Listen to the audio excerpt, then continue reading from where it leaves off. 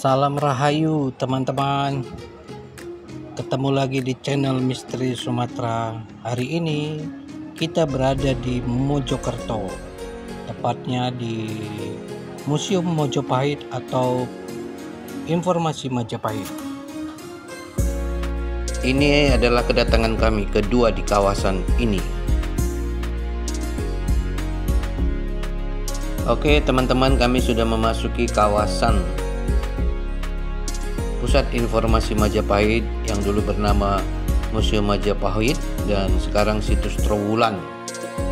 Jadi kawasan ini sangat luas. Apa yang kita lihat di depan ini hanya sebagai pusat dari informasi Majapahit. Total kawasan ini luasnya ada berpuluh-puluh hektar.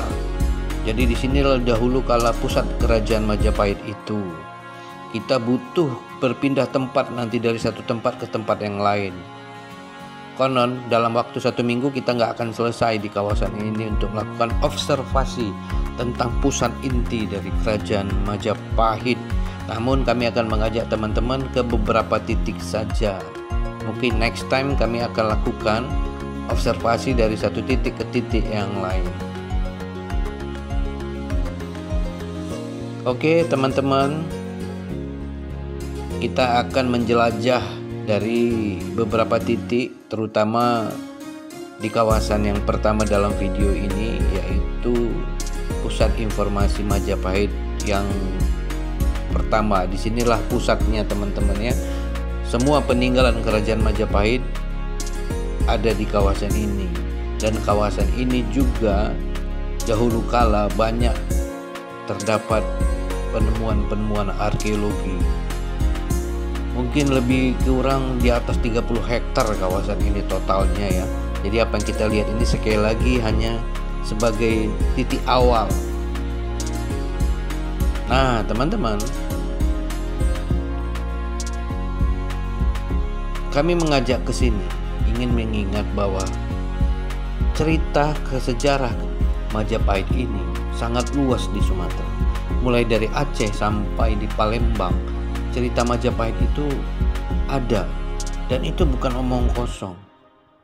Situs Trowulan atau Pusat Informasi Majapahit ini diakui dunia karena daerah disinilah peninggalan pusat-pusat dari inti kerajaan Majapahit yang sangat luas. Imperium Majapahit itu diakui dunia. Untuk itu kami akan mengajak teman-teman memasuki dari pusat informasi inti dari kerajaan Majapahit ini. Inilah yang disebut Situs Trowulan. Disinilah peninggalan-peninggalan kisah tentang kerajaan Majapahit itu berada. Jadi situs yang berada ini, museum ini, di bawah ini sebenarnya masih banyak peninggalan-peninggalan. Di kawasan ini dalam radius 30-40 hektar, luas sekali teman-teman. Makanya tidak bisa dalam satu hari kita melakukan observasi di kawasan situs kerajaan Majapahit. Jadi ini inti istana dan pusat pemerintahan dahulu kala konon diperkirakan di kawasan ini. Nah di dalam ini, di belakang museum inti ini, di belakang ini banyak peninggalan-peninggalan yang disusun rapi. Sebenarnya ini hanya sebagian saja, karena di sini ada beberapa titik yang bisa menempatkan penemuan-penemuan dari kawasan Majapahit ini. Situs Trowulan ini sangat luas teman-teman. Inilah kenapa kerajaan Majapahit bukan omong kosong, bukan katanya, karena dia diakui dunia. Dan kitab Negara Kertagama itu ada. Nah teman-teman, di depan ini adalah replika rumah masyarakat dahulu kala di era kerajaan Majapahit di kawasan ini. Yang kami kagumi bahwa pemerintah daerah, pemerintah provinsi sangat mendukung kawasan ini sehingga tempat ini bisa tertata serapi dan semewah ini. Pemerintah provinsi, pemerintah kabupaten, dan masyarakat di sini juga sangat mendukung kawasan ini, menjaga, melestarikan kebudayaan yang ada di era Majapahit dulu. Itulah kenapa kisah Majapahit itu tidak pernah hilang. Beda di tempat lain, sejarahnya hilang, masyarakatnya nggak peduli. Kalau di Sumatera, banyak masyarakatnya tidak terlalu peduli dengan sejarah-sejarah yang ada di tempat itu. Dan pemerintah daerahnya belum tentu mendukung, apalagi pemerintah provinsi. Replika-replika rumah ini, menurut informasi dari Museum Majapahit ini, masyarakat di sekitar situs Trowulan yang luasnya puluhan hektar ini itu dibantu oleh pemerintah provinsi untuk dibangun rumah-rumahnya mirip dengan era-era Majapahit. Pagar rumahnya, model rumahnya, itulah kelebihan.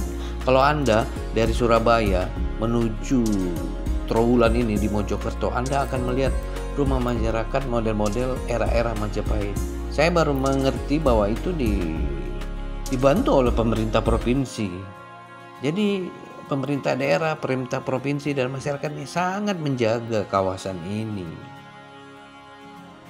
Kenapa? Sisa-sisa dan era keemasan Majapahit itu tidak hilang di kawasan ini, di Indonesia, bahkan di dunia.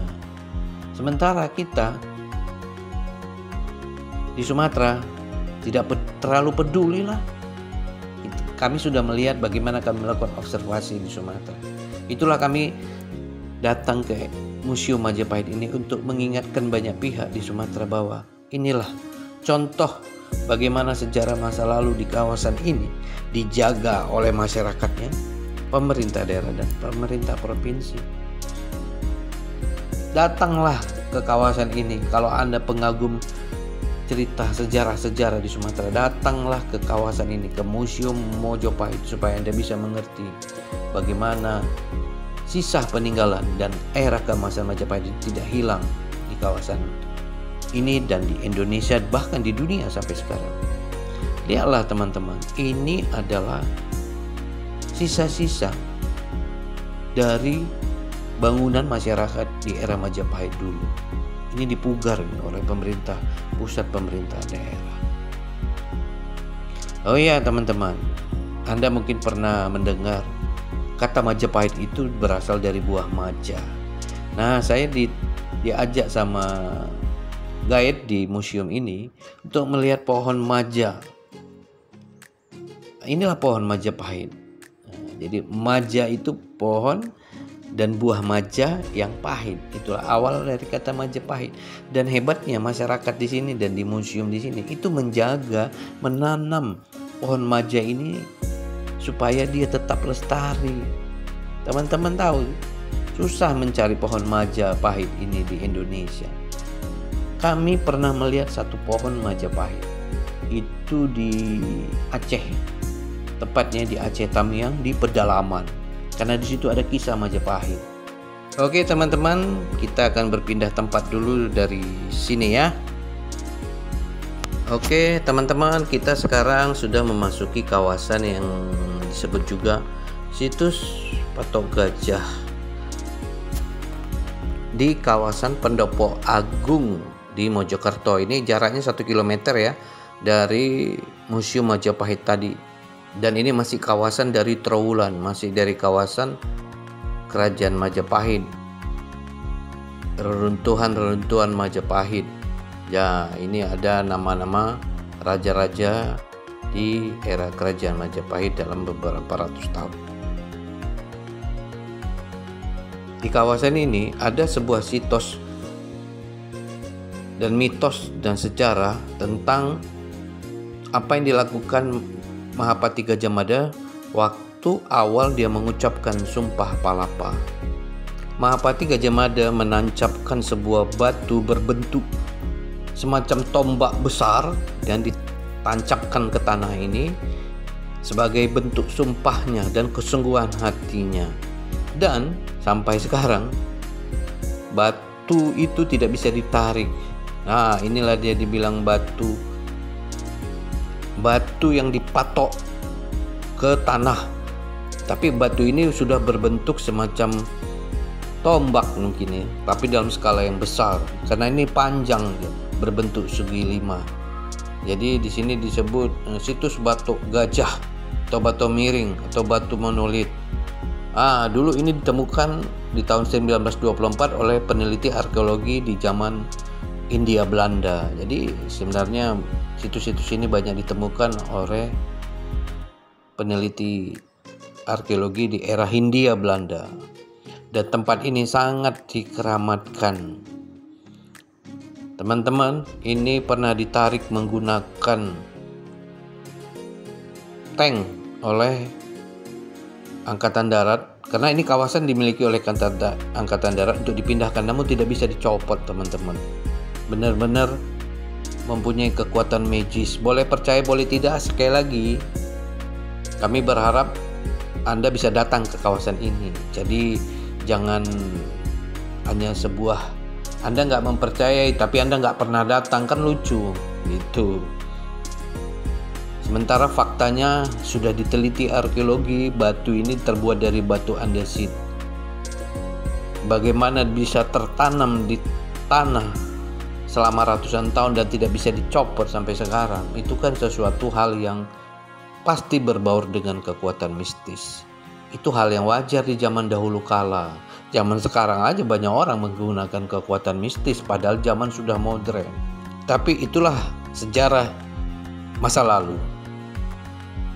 Oke teman-teman, kita lanjut ya ke kawasan ini, Trowulan, situs Majapahit. Kita memasuki Gapura Uringin Lawang. Ini pintu gerbang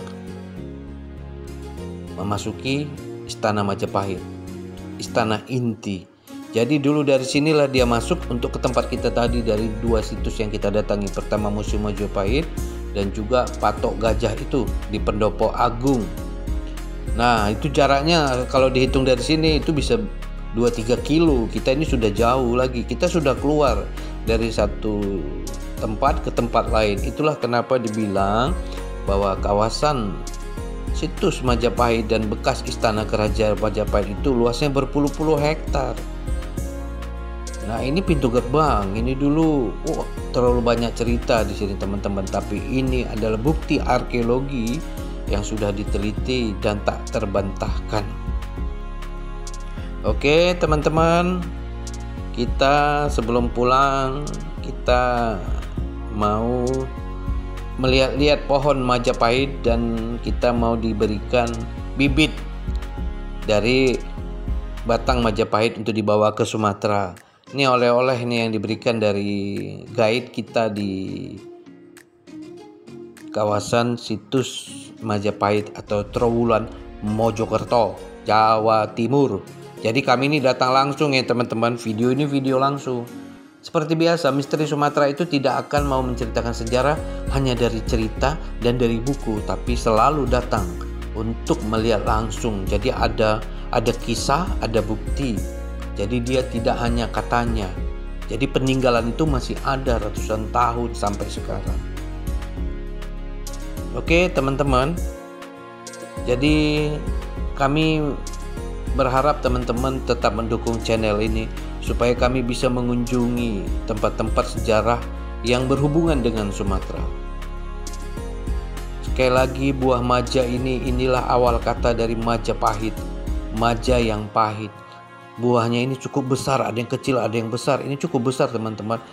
Kami juga baru lihat ini loh teman-teman. Ternyata tumbuhnya sesubur ini sampai di batang-batang pohonnya. Mirip-mirip jeruk Bali teman-teman, tapi ini lebih besar. Nah kami sebenarnya salah satu ini ada yang sudah mateng, dibelah. Sebenarnya tidak pahit-pahit banget sih. Pahit tapi ada manisnya. Sebenarnya tidak pahit-pahit banget karena kami sudah mencicipinya. Inilah awal dari kata Majapahit, buah maja yang pahit. Oke teman-teman, mungkin sampai di sini dulu ya di episode kunjungan kami ke Museum Majapahit di Trowulan, Mojokerto. Sekali lagi ini kunjungan kami kedua dalam rentang 7 tahun yang lalu kami pernah ke sini. Saatnya berpisah teman-teman. Salam Rahayu.